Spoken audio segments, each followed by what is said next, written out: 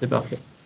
Donc, bonjour à tous, je suis Hélène Thomas, ingénieure d'études à Unilassal-Beauvais et je vais vous présenter le projet Alg for Biométhane où Unilassal, GRT Gaz et l'UTC sont les trois coordinateurs. Donc ce projet est à l'initiative de GRT Gaz et se place dans le contexte suite à l'étude de l'ADEME et du possible mix de gaz 100% renouvelable avec l'objectif 2050. Et donc les différentes possibilités de produire du gaz renouvelable, et donc j'entends par gaz renouvelable du méthane pour l'injection. Il y a différentes sources de déchets, mais aussi, et donc différentes sources de matières biodégradables ou lignocellulosiques. Il y a également, comme vous pouvez le voir sur la droite, de par des systèmes électriques ou industriels, d'arriver également à produire du biométhane. Mais je vais me focaliser sur la partie de gauche, donc, puisque c'est le contexte d'aujourd'hui, à partir des déchets ou des déchets agricoles. Il y a deux procédés majeurs en ce moment, la méthanisation et la pyrogasification.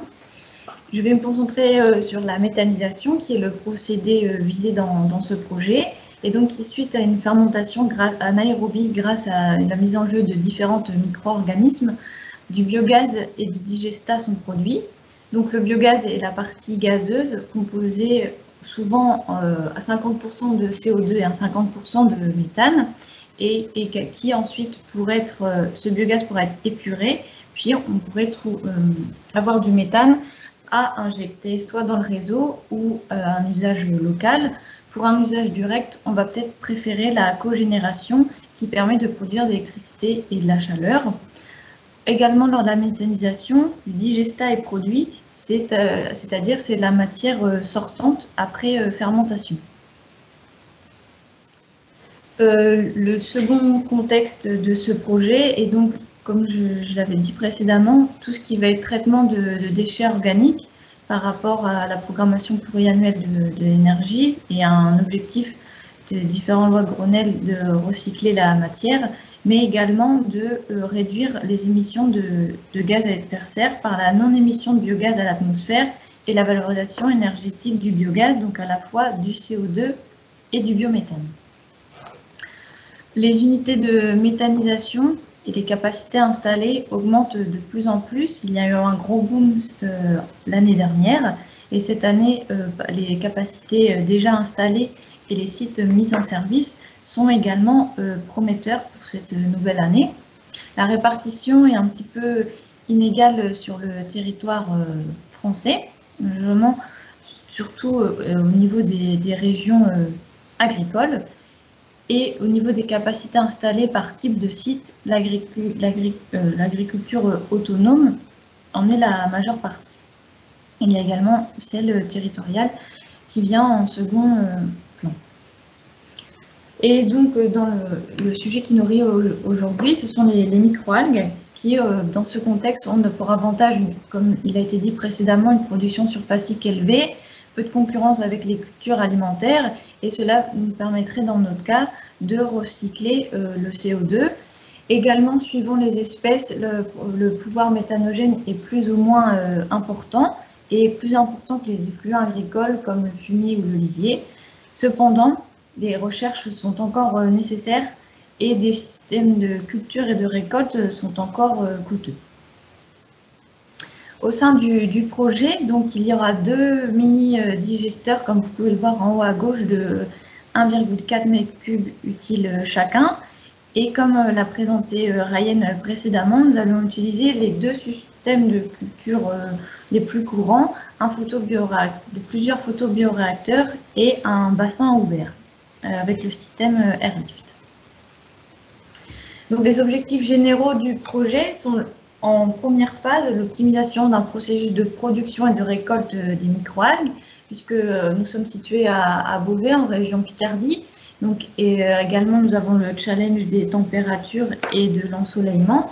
Donc, nous visons une production annuelle avec des installations à l'extérieur, bénéficiant d'un apport de lumière naturelle seulement pour compenser le jour, la nuit.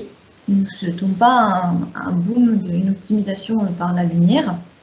La transformation en biogaz à travers une installation de méthanisation pour optimiser cette production de biogaz avec la codigestion microalgues lisier qui sera comparée au deuxième digesteur 100% lisier.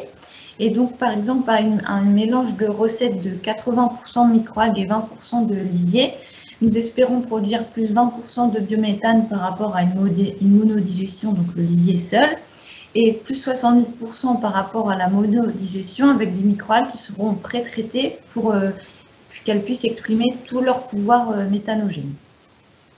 Ensuite, à l'issue du digestat, donc la partie solide ou liquide qui est récupérée à la fin de la fermentation, nous souhaitons essayer de récupérer l'azote, le phosphore et le potassium, qui seront les nutriments qui seront réutilisés pour la culture de microalgues, et également valoriser le CO2 du biogaz.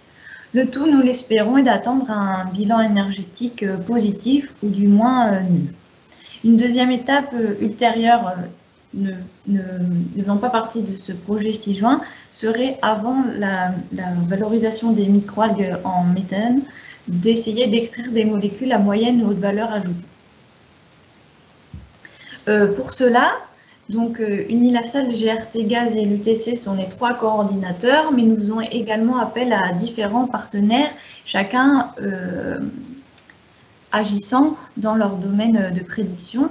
Donc avec l'INRAE, anciennement IRSTE à Rennes, et INRA Narbonne, on se concentrera sur l'aspect méthanisation, codigestion et récupération des nutriments de digestat.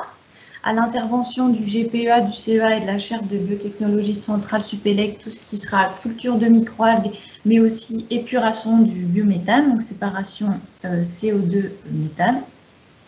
Et enfin, l'appui de GRT Gaz pour tout ce qui va être épuration ou injection ou valorisation du biométhane.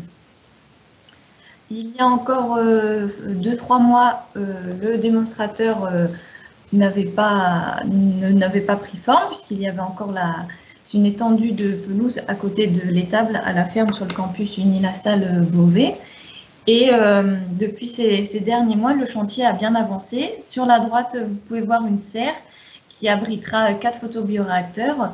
En premier plan, vous pouvez voir les 2 digesteurs abrités sous un auvent, entourés de containers qui vont héberger l'épurateur, la technologie de concentration des microalgues et de fragilisation des microalgues, mais aussi de récupération de nutriments des digestats.